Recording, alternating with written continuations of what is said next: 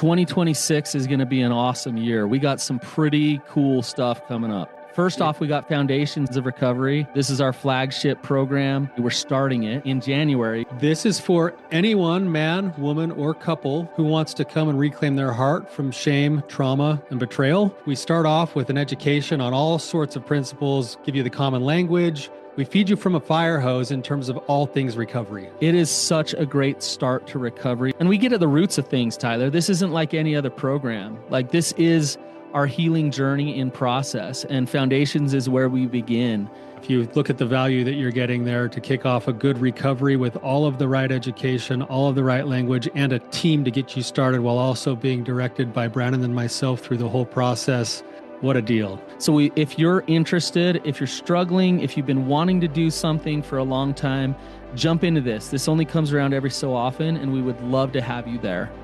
Click the link in the description to sign up for it. And to make it even sweeter, we're also including a raffle for a free pass to the Radiant Dawn retreat. Anyone who signs up for Foundations will be added to the raffle for that free Radiant Dawn pass. If you're a man and you sign up for Foundations, your name still gets entered, and you can give that pass away if you win it to any woman that you want to. So what you're saying, Tyler, is if you sign up and participate in Foundations, you could possibly go to Radiant Dawn for free? That's exactly what I'm saying, which is crazy because Foundations by itself is already an insane value. Man, I sound so salesy. But it actually is awesome. So come to Foundations. And even if you don't come to Foundations, sign up for Radiant Dawn. It's beyond therapy, the best healing experiences that you can have. Click the link below and come join us. I have everything you could want in life. Why am I still empty? Welcome to the Real Talk Recovery Podcast with the Therapy Brothers. We're brothers, we're therapists, and we know recovery. Bring your stories, your questions, your successes with real recovery.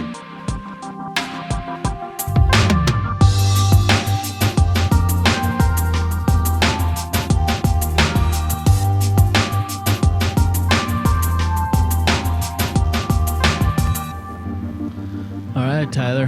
Hey, I was just thinking about a random story. Talk about random. Talk about random. Okay. I'm sitting on like in our front room at our house in high school, and this cop shows up at the door, and I think you were with him. And with the police officer? Yeah, oh no, no, is that where we're gonna go? With the police officer, and then so like it comes out like you had picked up a block of cheese or something and thrown it in a grocery store. Like, oh gosh, man. Yeah. So let me. All right. So it actually what the heck, man? It actually earned me a nickname for a while as Cheese Boy with all my friends. So like in like the Diary of a Wimpy Kid, there's the cheese touch. I was a cheese boy. So we went into like the store to get some stuff to go have s'mores up the canyon. And one of my friends just in passing said, I bet you can't throw this over 5 aisles. So I just grabbed it and hucked it. And a big old block of cheese. It was soft, so it wasn't going to hurt people, but it was a soft cheese. And I just chucked it. And then I heard something break on the other side. And so I was like, oh man, I better go figure out what I broke. And I was going to pay for it. So I go walking around to go see what I broke. And there was an undercover cop there, and he arrested me. And so I got arrested, and I got dragged home to mom and dad, and they pressed charges on me for vandalism. So the funniest part of the story is that I had to go to crime school as a 17-year-old kid. and it was like a 12-step meeting setup where you go into crime school and there's like these 13-year-old kids in there. And then there's me as a 17-year-old. And they're like, all right, the first thing we're going to do is we're going to go around the circle and everybody say what you did. And like, there's kids and they're like, yeah, I've got an armed robbery. The other kids like, I've got grand theft auto. And they're like, what did you do? And I'm like, I'm here for vandalism. They're like, no, what did you do? And I'm like, I threw a brick of cheese in the grocery store. And these 13-year-old kids are just like mocking me, like, like so funny. Like, it's like, oh man, I'm never going to live that one down. So yeah, I had a criminal record as an adolescent. You were a wild young man. I did a lot of other things that I never got caught for, but for some reason that one sent me to crime school. So yeah, thanks for bringing that one out of the archives. Yeah, wow. That was one of my proudest moments for my older brother. Yeah, I bet it was, because he made it 5 aisles. It was probably the prouder moment because you realized that I was human and that there was actually problems with me at that point. Yeah, I did think that. My brother's got problems throwing cheese in the grocery store. Yeah. Yeah. Anyways. All right, man. Yeah. Well, all right, let's get into the topic. You ready? Yeah, let's go. Shifting from cheese to the topic here. You know what's really cool about that too is that I also am pretty good friends now with a guy who works for a cheese factory. Oh, so no. I literally get a big box of cheese every single month from him. It's just like the best thing in the world. Do you and your daughters go out and see who can throw it the farthest? We've graduated to like water balloon launchers, like see how far we can. Wow. Oh man, sorry, we're off topic, man. Let's get back to it. All right, so here's the topic. Midlife crisis, it just seems like a lot of people I know, whether it's clients or friends or family, they just feel a sense of depression or void, no matter how good their life is going. They might be making good money. Marriage is okay. There's not major problems. But they just lack something. And they just go through the motions. They do the same thing again and again and again, and they kind of get in the doldrums a little bit. And I just wanted to talk to you today about why that happens and what can be done to get out of that. Yeah, I'm glad we're covering this topic today, Brannon, because I think just on a very personal level with like people in my own life, my best friends and family, even and myself from time to time, like I catch myself like looking myself in the mirror and going, Tyler, like you have an awesome life. Like you got an awesome family. You're grounded in a religion that you really love. You've got all of your temporal needs met. Like, what is it why do you still feel empty and depressed sometimes? And I look around and I see my other friends who were kind of at that stage, Brannon, I hate to admit it, but we're in the midlife crisis stage where it seems that a lot of my friends have climbed to the top of the mountain, so to speak, in all of the things that the world would say are success. And they're at the top of this first mountain going, like, why am I still miserable? And I wonder, Brannon, if part of this question is, and I'd like to hear what you think about this, but I wonder if we've been sold a batch of lies about what real success is. And we almost feel cheated when we finally achieve all of those things and realize that what we were chasing didn't produce what we thought it would in terms of how we feel about ourselves. All right. So say more about that. We've been sold a batch of lies about what success is. Yeah. Like, so I'm thinking, everything, what our culture promotes is that when you reach a certain dollar amount in your bank account, that means you will have arrived. When you reach a certain position at work, that means you will have arrived. I mean, heaven forbid a stay-at-home mom in our world feels successful because they have it rammed down their throat all the time that success is having a career and climbing to the top of the chain. Everything seems geared towards some type of attainment, some type of whether that's power or money or whatever else you would look at. When we get there, we end up still having a life that feels hollow and shallow. And along the way, I wonder, and I think that this is true, that we actually end up surrendering and giving up the things in our lives that actually produce the most fulfillment because they aren't the things that we've been taught equal success. Okay. So is what you're saying, like, I could make a lot of money. I could even help a lot of people. I could have a good, successful family and all of those things and still be somewhat miserable? Yes, that's exactly what I'm saying. Okay. And we could even on a certain level be doing some level of good in the world, but it's the way that we view ourselves and the way that we view our lives that that is actually part of the problem, even if we're still doing good in the world? Tyler, this starts at really young age. So you start watching Disney movies and it's like, okay, I'm supposed to be this. I'm supposed to end up with a castle on the hill with a really amazing love story. And that's what life kind of is supposed to turn into. And I think for some people it does turn into that. And a lot of times they still find that it's empty. And then for other people, it doesn't turn into that, and they're striving for it and trying to get it and trying to get it. And there's still an emptiness to that. Yeah.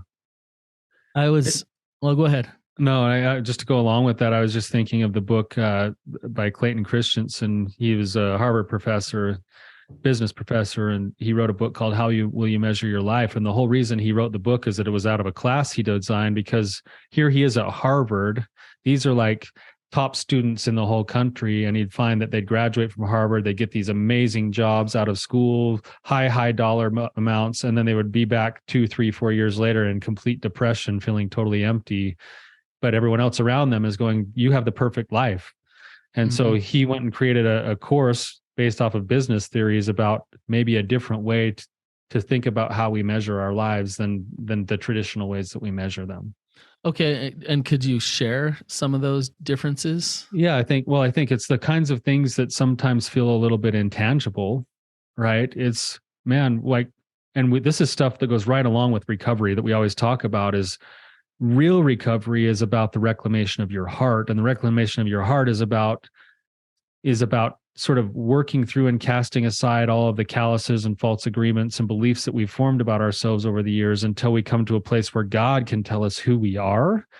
And then we go and we act accordingly based off of the answers we get from God about who we are. So then that means, I don't know that, God hasn't told me, Tyler, you're going to be the wealthiest man in the world.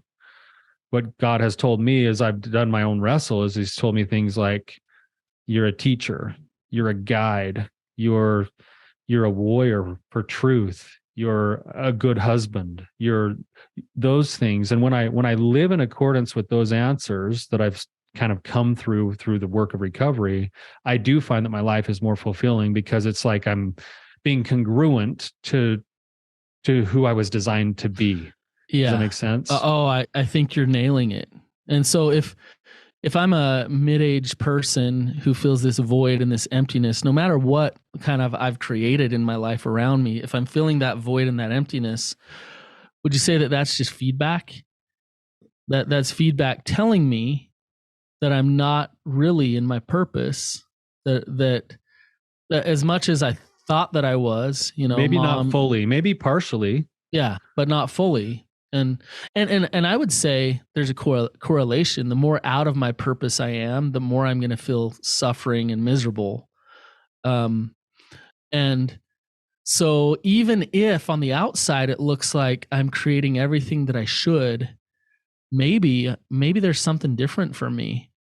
And maybe that different thing has nothing to do with all these messages of all the things that I should have.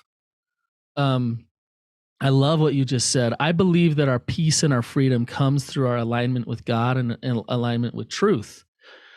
When I am living in accordance to that purpose, I feel alive. And when I'm not, I feel blah. I feel something missing. I was listening to a podcast years ago, and I think it was Reba McEntire. She said, we ask kids the wrong question. We always ask them, what do they want to be when they grow up? And they'll say a doctor or a fireman or whatever. But the question we really should be asking is, what has God made you for? I love that. And what gifts and talents and abilities are inside of you, and what has God made you for? And to pursue that question and to figure that out will bring happiness, I believe.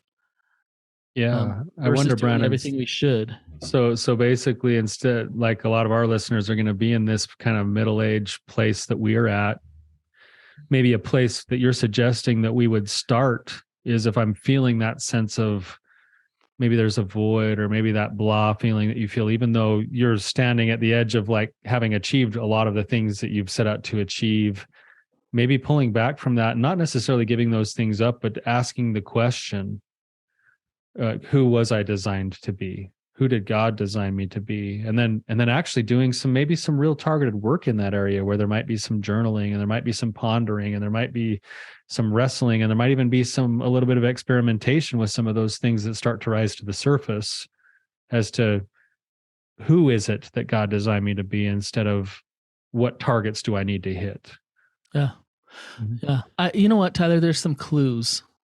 And so like, let me ask you this. Why do you like UFC? No, I love the UFC. I know you do. Yeah, I love it. And the reason that I love it, and this is, you're spot on with your question here, is that there's one of the things in my life that I love the most is when I'm in the arena and I've given everything that I can for the cause of whatever that arena is. That's how it was in sports. I was never the most talented guy, but I always had heart. And so when I see the UFC, I see people put real consequence on the line, and they put their whole heart and soul into the arena. And I love that. That's one of my favorite things in the world. I love that in track with my daughters. I love that in the UFC. That's why I love sports so much. So there's a clue there about who you are and who God made you to be. And if, let's say you just watched UFC and you were living vicariously through UFC with this, and that's all you did is just wished that you could jump in the arena in some way. You just wish that you could. You would fill that void. Right? But you are jumping in the arena. I know it because I do it with you. And so you're laying it on the line. You're giving it your all. You're fighting a battle against something that you feel like is really kind of ferocious and nasty. And so do you feel like you do that?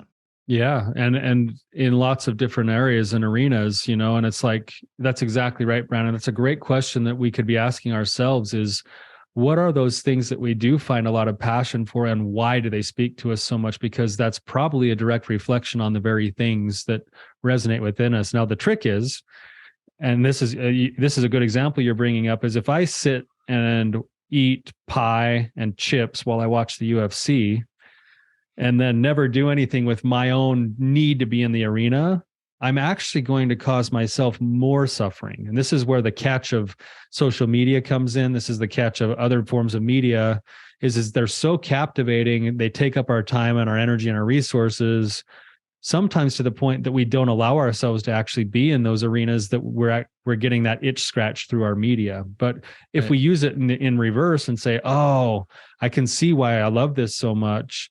What am I going to do in my own life? I obviously, one of my bucket list items is to be in one like ultimate fighting situation, just to say that I've done it, and to like just run across the arena and do a flying knee, and then I'll probably get my butt kicked. But I've always wanted to do that. But other than that, I do have my own arenas, and my arena happens to be in the realm of overcoming trauma and shame and recovery. And I find a lot of deep passion in that. Because my life is such that experience has allowed me to grow so much. And so, yes, I can put that principle you're talking about into my life in those areas, but the action still has to take place. Yes, because I think one of the big problems that we have is this pseudo purpose that, we've talked about video games in the past. It's, capitalism has packaged up these things that we're drawn to and distilled it down to a very potent form.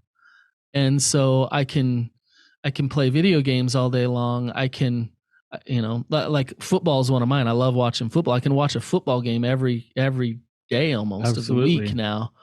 And so here's the thing, like football, I could sit there and watch football over and over and over again. When I look at it, the reason I love football way more than just like if I were watching like basketball, or I love strategy.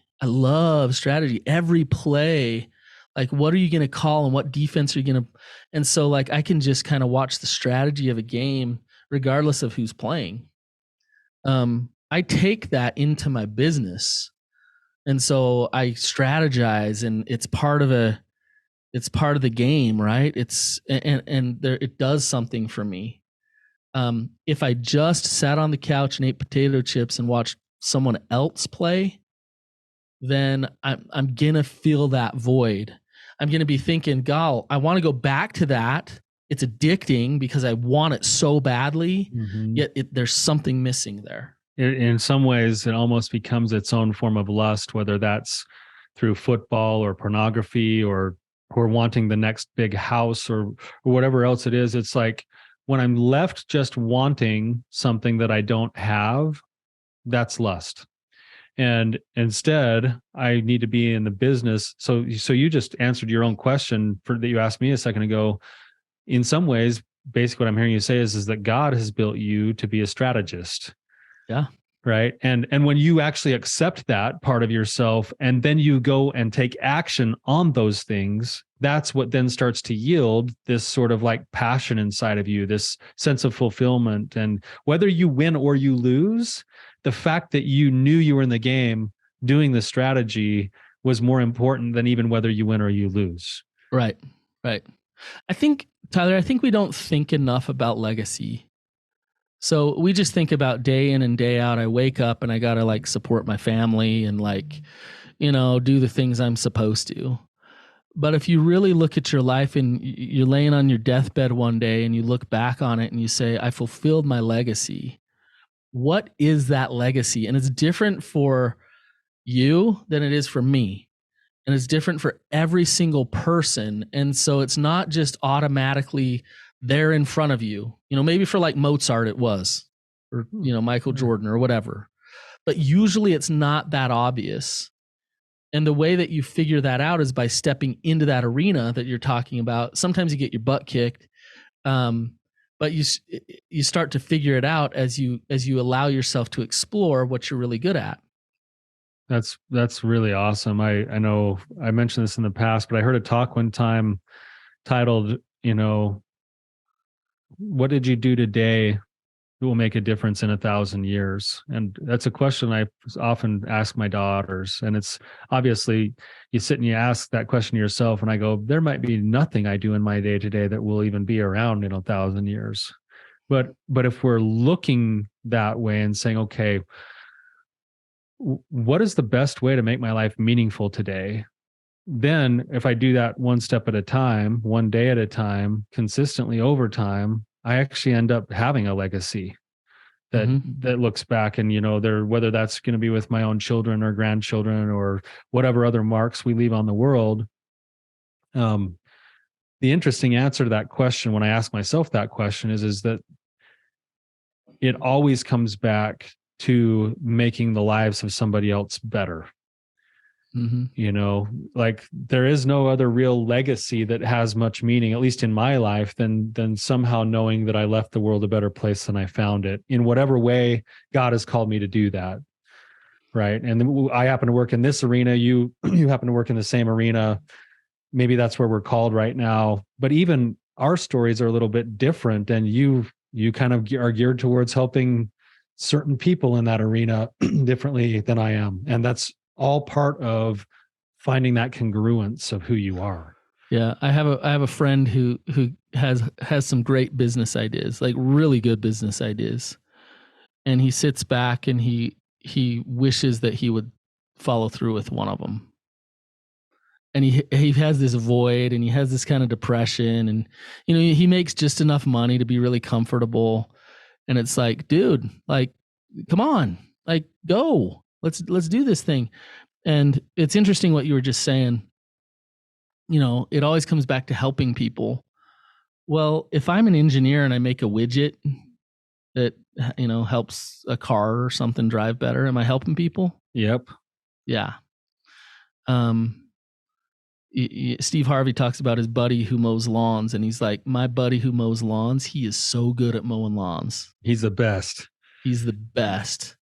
And he owns that. And so I think from your and my standpoint of like, yeah, we're therapists and we help people and blah, blah, blah, blah, blah. That's all great. But for anybody listening, you don't have to be a life coach or a therapist in order to really step into your purpose. In fact, God has made you specifically to create something on this earth. And if you're miserable, if you're in your mid-age, then you're missing whatever that is. And you need to go on that hero's journey to kind of figure that out. And as you go on that journey, it's not so much about getting to the finish line, it's the journey itself that's going to give you life. It's the stepping into that process and watching things happen around you that are going to be hard and exciting and all these things. But one of the big problems, Tyler, with this whole life purpose thing is comfort. We work our butts off to try to get comfortable. And it's so important to live on the edge a little bit. You got to live on the edge just a little bit. To continue to step into that purpose. You got to take risks. You got to be vulnerable. You got to practice courage in order to feel that.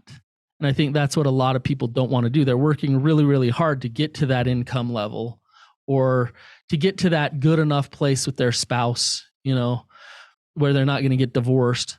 But that's about as far as they go. Right. And then to go a little bit further, you always have to put yourself back out on that edge just a little bit more. And that's where we grow, right? I think like I'm a fisherman, I think I've used this analogy before, but when you learn to fish in a river, you start to look for certain spots where the biggest fish are going to hold, because the biggest fish get the best spots, right? And where the biggest fish hold in a river is where they found a spot where they can conserve their energy a little bit and be just comfortable enough, but they're close enough to the actual current running by, and that they go out into the current where that's where they actually get fed. And so they have the best feeding lanes because they've got enough protection, but they're also out in the current feeding when they feed. And in a certain way, that's sort of what I look at life that way, where life is best lived in what you call the seams, where the water is right between slow and fast. That spot in the seam is where the biggest fish are. That's where life is lived, is in the seams. I need to be stretching myself just enough.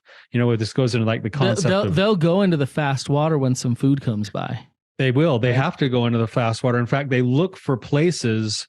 They don't go hide in like the stagnant water. They actually find a pocket that's a little bit less, and then they dart into the seams and they'll actually swim in the current to feed. And I think that's the same thing that's true in our lives. In fact, the research on, if you've heard of flow, the concept of flow is where, people say they get in the zone, and the zone is like this amazing place where you're at your peak performance and you're just fully engaged in the moment, and you just kind of like, you can't miss basically.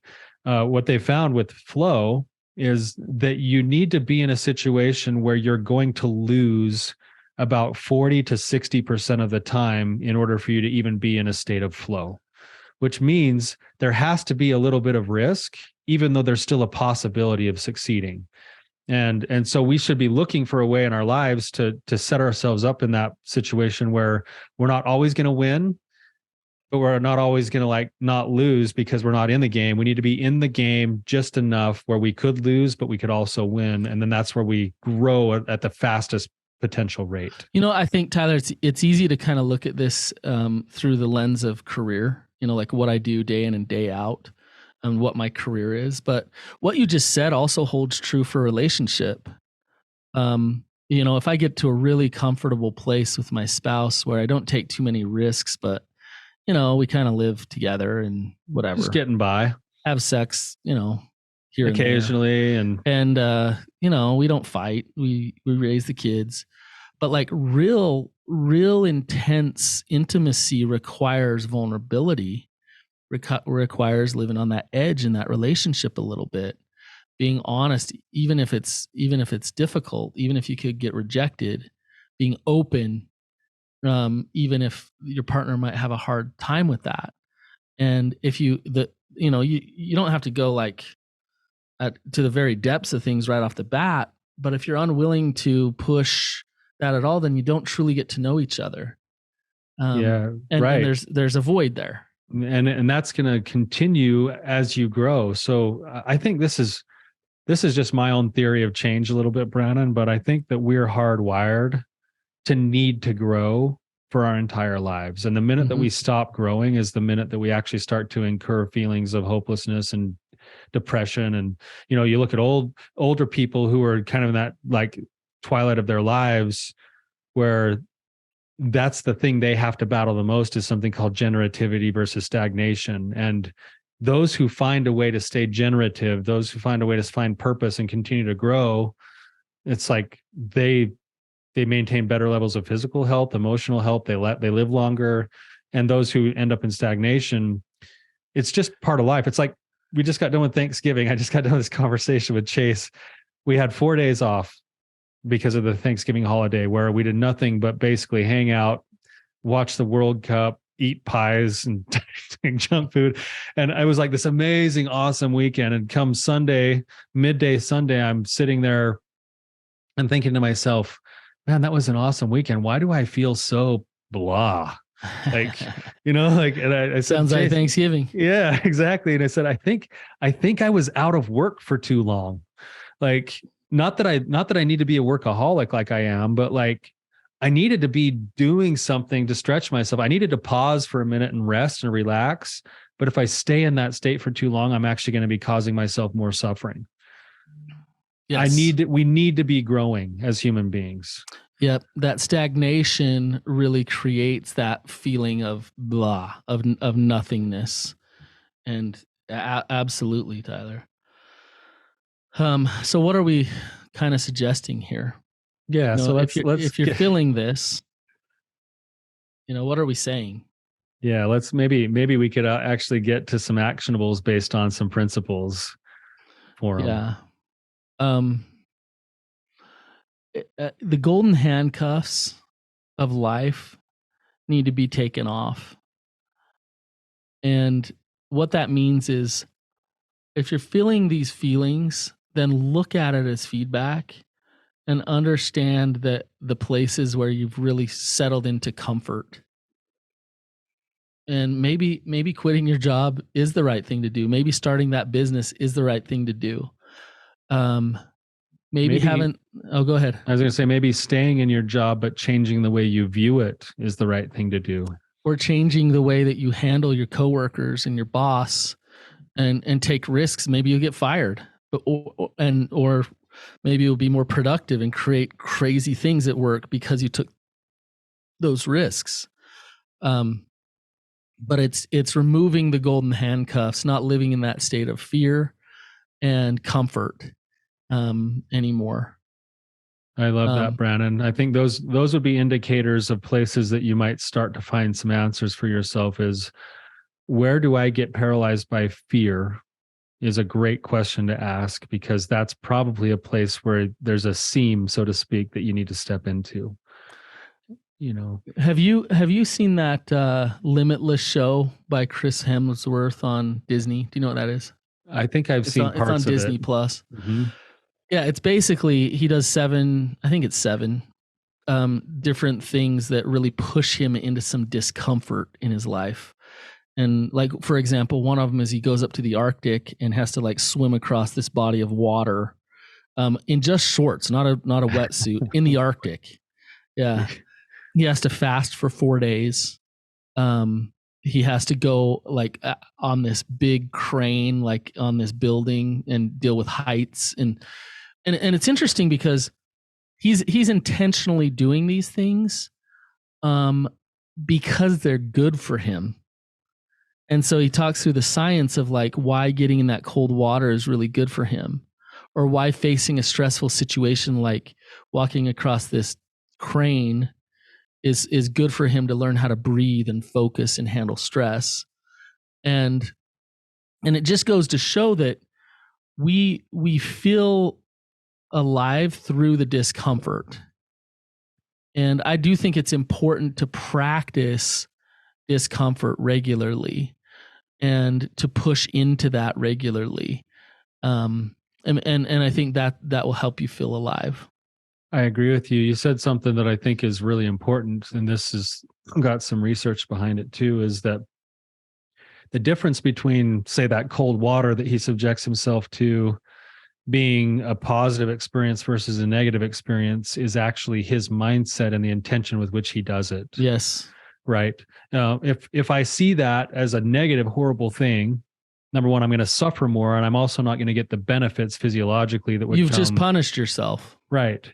Versus seeing it through a lens of intentionally doing it because it's good for me. And then all of a sudden, my mechanism of my body actually interprets this as a good thing. It's like exercise now, right? And so it's the intentionality with which you pursue that discomfort. It's the attitude with which you pursue the discomfort. You know, if something happens today that doesn't go well in your life, where you get in a fight with your spouse, or maybe you get chewed out by your boss or something, the intentionality with how you respond to that is actually going to either increase your suffering, or it'll increase your resilience, and it'll all be in the mindset with which you receive it. Right. I'm thinking about our producer Chase, who just chose to go do stand-up comedy for the first time. He just did it a couple of weeks ago. And you think about it, it's like, you know, think of all the benefits of that. You know, the different chemicals released in his body, the adrenaline, the dopamine, just the feeling alive. I think it also probably helped him connect to his spouse, who was there supporting him and like there with him and helping him fulfill a dream and laughing with him. He took a risk and he felt called to go do that thing. And so most people wouldn't do that because that's really uncomfortable and really scary. And he totally could have bombed it. And I don't know whether he did or not. I kind of hope he did, because that'd be a funny story. He actually did pretty well. Actually, I watched it on video. It was great. Good. Yeah. So anyways, to wrap this up, Tyler, we're not telling people to throw cheese, across aisles and we're not talking about being reckless. Yeah. We're talking about deliberately stepping into what God is calling you to do, and noticing the fear, and noticing, I call them your threshold guardians, the voices that say, oh no, you better not, you better stay comfortable. You get to know those guardians, you get to know that fear, you step through that fear, and you step into what that purpose is. And as you discover that, you will start to feel alive. And as you lay on your deathbed one day, you'll look back and say, you know what? I did everything I could to fulfill my legacy, and life was good. Life was hard. It was exciting. I lived on the edge. I had adventure. I had a war. I battled for things, and life was good. So I love that, Brannon. Just to recap really quickly on some of the things that could be some actionables to take away from today is to, number one, ask yourself what you already have passion about, and find the principle inside the passion, and then convert that into some type of action in your own life. Look for the places where you feel fear, and wherever that fear is, there's probably some form of action that can take place there. And if you'll do those things consistently over time, you will feel alive. You will have feeling something other than that emptiness that you feel when you've hit that zone of comfort. All right, Tyler. Thank you. Thanks, man. Have a wonderful day. We'll see you. See ya.